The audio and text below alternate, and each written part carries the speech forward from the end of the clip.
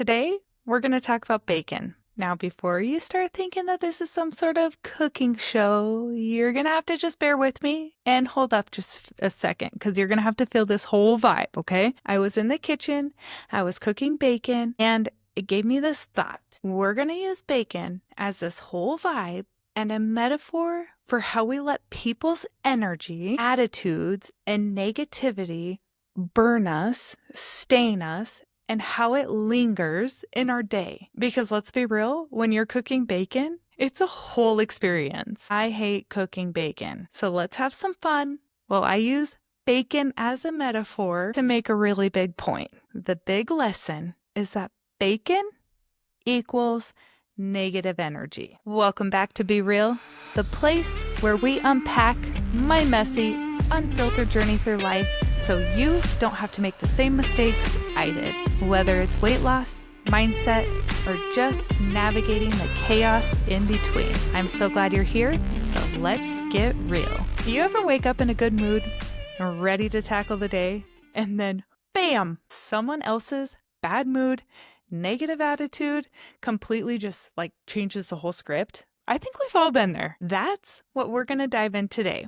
Because you don't have to let someone else's bacon ruin your day. Okay, so you gotta picture this. You're in the kitchen, you're cooking your bacon. It smells, it smokes up the entire house. It splashes grease all over your clothes. So if you're not wearing an apron, you better not be wearing your favorite shirt. It lingers for hours, and this leaves a permanent reminder that bacon was here. The second the grease hits your skin, you're like, it totally burns. The smell, it lingers for hours. And if you're not careful, your clothes, they get stained, leaving permanent reminders that you clearly cooked bacon. Now think about people in your life who act just like bacon. The one who spit negativity all over you. The one who drains you when you're around them. The one whose bad mood fills the room like smoke. The one who leaves little burns, tiny moments of frustration that stick with you all day long. And that stain, those words or actions that sit in the back of your mind, affecting how you feel long after they're gone. So how do we not let this happen? How do we not let somebody else's energy ruin our whole day? I'm going to break that down. We're going to talk about 5 powerful ways. I don't know if you can see my hand. 5 powerful ways to protect yourself from the bacon people of the world. It's going to be fun. I'm excited. I was pretty proud of myself for coming up with this. I'm not going to lie. Number 1, wear an apron. Set boundaries. When you cook bacon, you don't just stand there unprotected. Well, if you do, you better be wearing something that you don't like. That's just a side note, helpful note for you if you actually are cooking bacon. But in life, you don't just stand there unprotected, letting the grease attack you. You grab your apron, maybe even some long sleeves, right? You don't want grease on your skin. It freaking hurts when that grease hits your skin. It hurts because you know what's coming. This is exactly how we need to handle negativity in our daily lives, by setting boundaries. If you know someone who's always negative and always complaining, limit your time with them.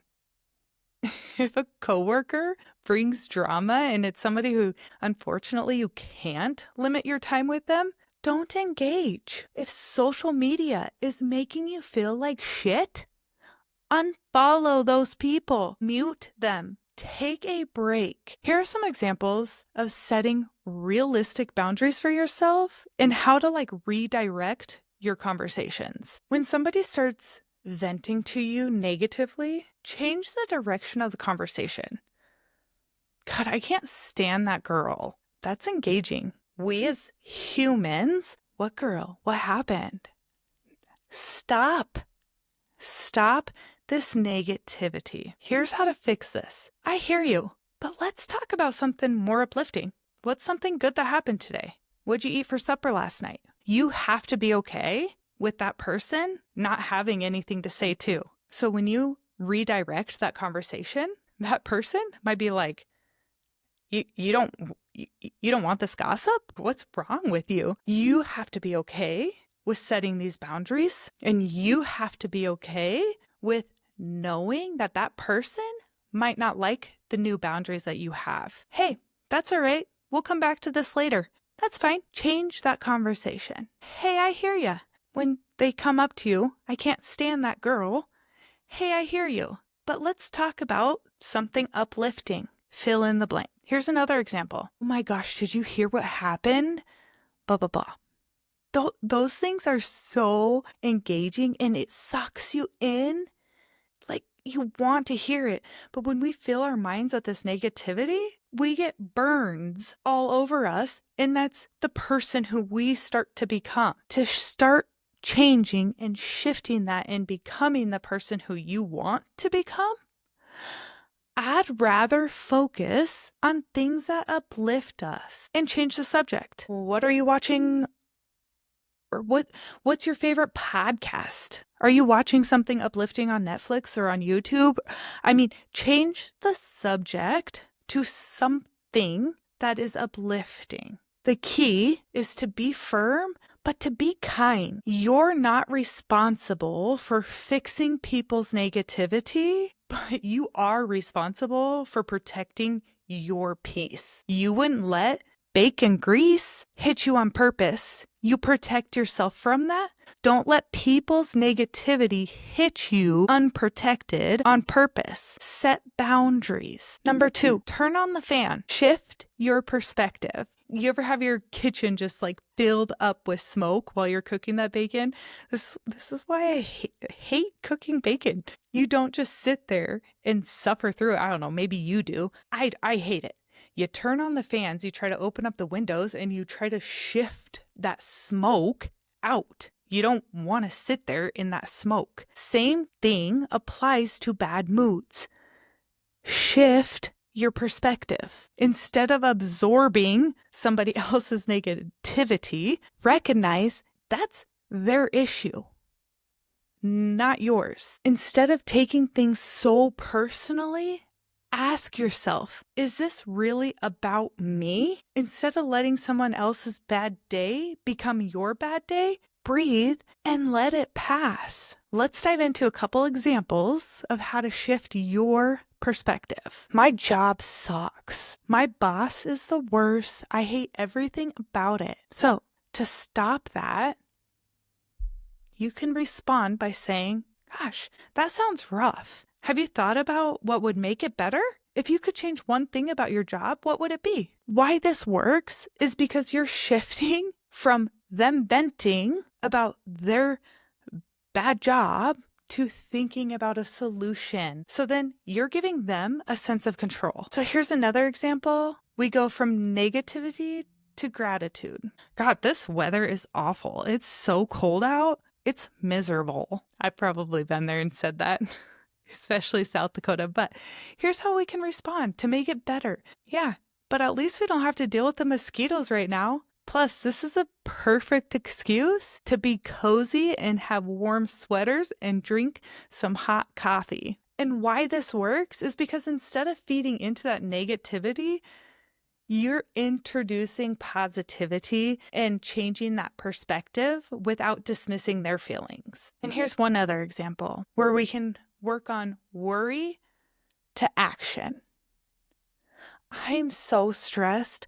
What if I mess this up? So here's how we can relate to them. I totally get that feeling, but think about that time you've handled tough things before. What's one small thing that you could do right now where you'd feel more prepared? And why this works is because you're shifting their mind from fear to confidence. Yet you're still reminding them of their past resilience. So wrapping this up, shifting perspective doesn't dismiss someone's emotion. It means guiding them towards a healthier way of seeing things. It's their way opening up to you. You're just helping them break that negative loop and lightening the mood a little bit. A final thought here is don't expect them to change or expect them to fall into this positive loop, you have to be okay with them not wanting the same thing. You have to just accept it and move on.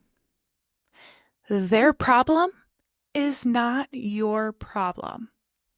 Number 3, don't stand too close. So this is limiting your exposure. Unfortunately, you can't limit your exposure to everything, right? There are some times where you are just exposed, like your coworkers. There are some coworkers that are negative, chronic negative Nellies. That's okay. But here's the thing. If you stand too close to the bacon pan, you're guaranteed to get popped with grease. The further you stand back, the less it hits you. The same thing applies to these toxic, negative people. Step back. So you don't have to engage in every argument. You don't have to take on the stress of somebody else. You don't have to stay in that conversation that drains you. Now, you don't have to cut these people out completely, but you can control how much energy you give to this negativity. And here are some practical ways to create space while keeping the peace and protecting yourself, your own peace. Keep the conversation short and neutral. Going back to your coworker example, your negative Nelly coworker, that same coworker who always complains, instead of engaging in that 30-minute vent session that ends up on kind of ruining your day, start responding to them with something like, gosh, that's frustrating. I hope today gets smoother for you. Then excuse yourself from that conversation and get back to work. Go check an email. This works because you're acknowledging their feelings. Gosh, that's frustrating, but you're not inviting further negativity. So you're starting to set boundaries without confrontation. This is where you get to control where and when you interact. So if a family member is somebody who engages you with constant drama, instead of taking every single call, you get to decide when and where and how long you'll engage. So you only call them when you know you have a limited time to talk to them, on your way to the grocery store or on your way coming back from the grocery store. I made it home. I need to get these groceries in the fridge. So you're setting those boundaries and a time frame because it puts you back in control of your energy, reducing stress while still getting to maintain that relationship. Be busy when you need to be. You have a friend who constantly complains but never wants to hear solutions. Instead of engaging, be busy. When they try to pull you in, hey, I only have a few minutes, but what's up? I care about you. I want to hear what's going on. Hey, I'm working on something right now. I do have a quick second. I would love to hear what's going on in your life, but maybe we could catch up later. Why this works is because it allows you to create space without hurting their feelings or creating that conflict. The big takeaway here, you don't have to absorb negativity just because someone is throwing it your way. It is okay to take a step back and limit exposure and protect your energy and say, no, that's not my problem. Without guilt. Key. Without guilt. Number 4, control your own burner. Stay in charge of your reaction. When cooking bacon, you control your heat of how high it goes or how low it goes. If your grease is going crazy, you turn the burner down. You get to decide how hot things get. Life is no different. You control your own reactions. When someone's rude to you, you decide whether you're going to snap back or stay calm. When someone's in a bad mood, you decide whether you're going to match that energy or keep your own peace. Situation feels frustrating. You decide whether to dwell on it or let it go.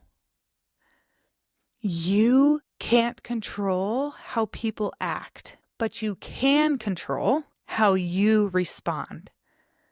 Just like adjusting the heat on the stove, you decide whether to let someone else's negativity make you boil over or stay cool and in control.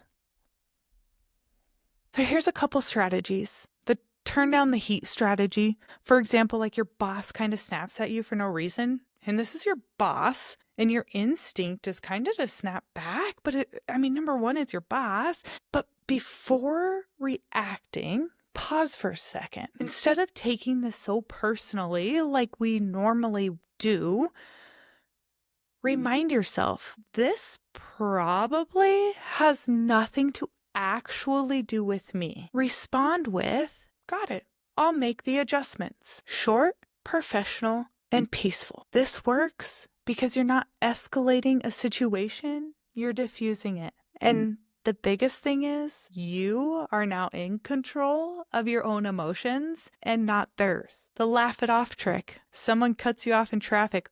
This one's hard. You want to be like, dude, MFer, right? Like, what are you doing? No, instead, wow, that guy must really need to take a poop. Like, who cares? Shifting that frustration into humor prevents you from carrying somebody else's stress that you don't need. Laugh it off. Take a deep breath and reset. You feel yourself getting angry and like a rude comment is just about to freaking blow out. Slow down. Count to 5. Hold your breath in. Sorry, I shouldn't say hold your breath. You do not want to hold your breath. You want to inhale through your nose, hold for 4 seconds, and exhale. You're allowed to give yourself that space when you feel that moment of anger.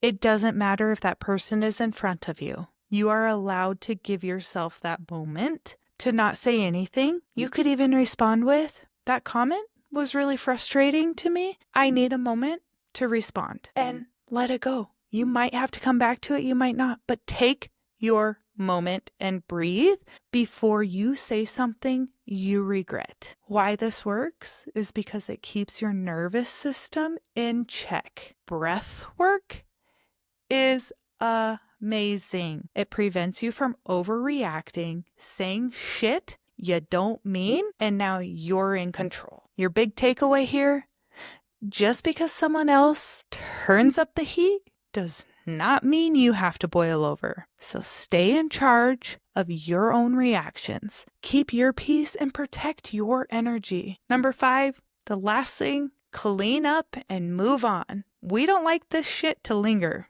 So the worst part about cooking bacon, the aftermath. The greasy pan, the smoky house, the smell that stinks forever. But you know what? We got to clean it up. So, same way with negativity, address it and let it go. If you have a stressful conversation, take a deep breath and shake it off. And be proud of yourself actually for having that stressful conversation. You get stuck in traffic, don't let it ruin your whole day. Someone said something rude, don't replay it over and over again in your head. The longer you let negativity sit, the more it sticks. So clean it up and start moving forward. Imagine sitting at a campfire, warm, cozy, you're enjoying the night, and then out of nowhere, that big gust of wind comes, and guess what happens? That smoke starts blowing right into your face. You start coughing, your eyes start watering, and for a second, it's kind of miserable. Now, what do? You don't just sit there. You don't just smell the smoke and let it get into your lungs and get more frustrated. No, you get up, you shift, you move your seat to a better spot, and you enjoy the fire again without the irritation until the smoke comes back again. But that's just campfire life. The smoke is like the negativity from people around you. Some people will blow toxic energy your way. Some situations will fill the air with frustration, but you don't have to sit there and take it. You have the power to shift, step back, and control how you let it in. Just like the campfire. If the negativity gets too strong, move your seat. Breathe fresh air and enjoy your peace. Some things happen in life. People will throw their negativity at you like grease from a frying pan. But the beauty, you decide how long it sticks. Here's the thing. Protect your energy and keep your peace. Life is always going to have those bacon moments. People will throw negativity your way. Stress is gonna pop up. Bad moods will try to spread. But here's the truth. You don't have to let it burn you or take control. So here are the 5 things that we just went over. Wear your apron, set boundaries, turn on the fan, shift your perspective, step back from the pan, limit your exposure, control your burner, stay in charge of your reactions, clean up, move on. Don't let negativity linger. At the end of the day, your happiness is yours. It does not belong to anybody else. So don't give people that kind of power. Protect your own energy. Own your mood and keep being real. Now, I want to hear from you. What's one thing you're going to do to protect your own energy? Drop a message, tag me on Instagram or on Facebook, share this episode, and let's keep this real talk going. If you have not, please subscribe, rate this episode. All of these things really do help keep this positive real talk going. I appreciate all of you. Keep pushing yourself, and as always, be real.